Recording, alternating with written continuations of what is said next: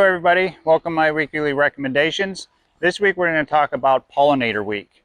This week is considered Pollinator Week. It has been nationally recognized by the Pollinator organization for 15 years now, and it is here to promote and protect pollinators. Not only do you need the plants in order for food for the pollinators, but a couple other things to think about is you also need some shelter and water for your pollinators. But we're going to first off talk about plants. So what we have, I'm going to cover a few different plants that are actually recognized on the regional map by the Pollinator organization, and we're going to cover and go through these guys. So first up is actually a vine. This is a very large vine or aggressive vine, I would say. Could get you up to 30 feet in height. This is the trumpet vine, Campsis. So bright orange flower, very big flower, trumpet shaped. So that is one of the key things for pollinators.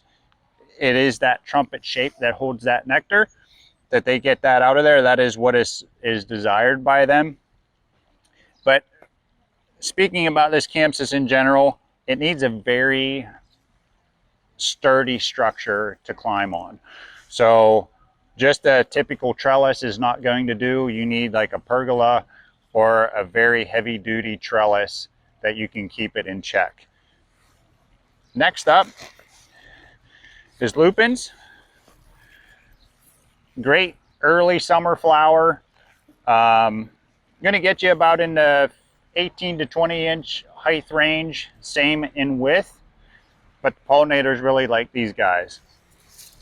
Comes in probably about 3 to 4 different colors. Next up, this is a native lobelia. So a dark blue color, which is not very common in flowers, is the blue color. But this guy's going to get you same range in about 2 foot range. It does spread fairly well too, so it's another 2 foot round, so like a 2x2, I would say. But pollinators really like these guys. Next up is a geranium. This is Roseanne. 18, 20 inches tall on this as well, but they do spread. About 2 to 3 feet in spread on these. And a very long flower time with this too. So you're going to get a good part of the summer. This is going to be in bloom for you.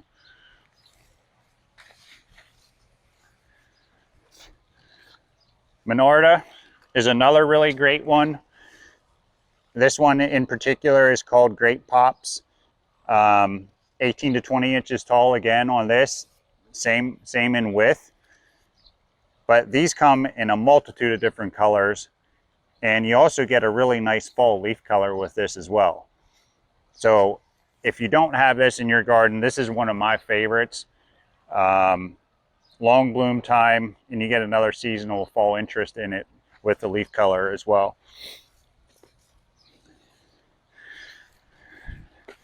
This is a phlox, more of a native phlox. This actually stays semi-evergreen in the garden, which is pretty nice. And it's a pale blue flower to a white flower. Great summer flower. Pollinators really like it. Any of the phlox, they really like. Liatris, this is a big guy. So if you have a small garden, this may not be for you. But if you have a bigger area or a foundation planting that you can put this towards the back, this is going to get you about 3 to 4 foot tall. Very long vertical stems, and the blooms on the stem get very large as well. It's really cool. And going into fruits, this is Sambucus. So this is an elderberry. It is edible. A lot of people make elderberry jam out of, which is really good. But these get big. So you want to probably stick this along a wood line or an area where it's going to get big. So there's about 10 by 10 with these. And then another fruit to cover is blueberries. So this is a high crop. Chandler is the name on it. Going to get you about 4 to 5 foot tall, equally as wide. And blueberries, this is the season for blueberries. Our blueberry patch is actually starting to produce. We picked our first crop yesterday. So if you see the fresh blueberries in the store, they are ours. And then also on the perennial side of things, we did our own pollinator pots, which is really cool. So it has a couple different varieties. We have a couple different kinds with different varieties in each.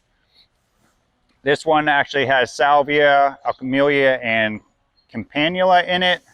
And this other one behind me has Stokes aster and some agastache in it. So great pollinator pots. You can keep them on the deck or in the garden. And I would probably plant them September-ish, just so they get some roots in the ground so they make it through winter. So you can enjoy them in the pot, break them apart, get them into the ground before winter sets in so they get rooted in and they'll come back for you.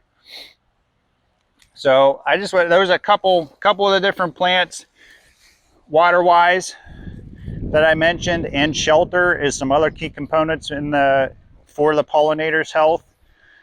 Water, you want to have shallow water sources, nothing real deep.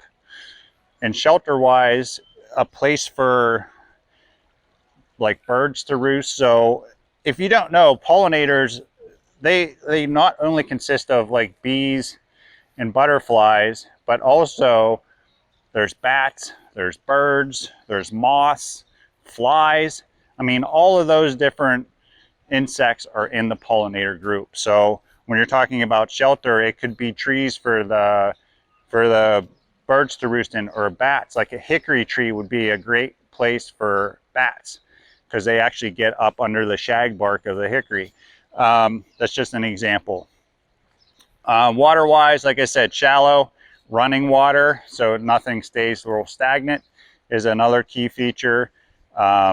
Even having like a cheesecloth inside of like your water container so insects can climb out if they accidentally fall in is a great thing. Other than that, that's about all I have. We have many other great pollinator perennials in stock right now. So stop out and see us. Thanks for tuning in.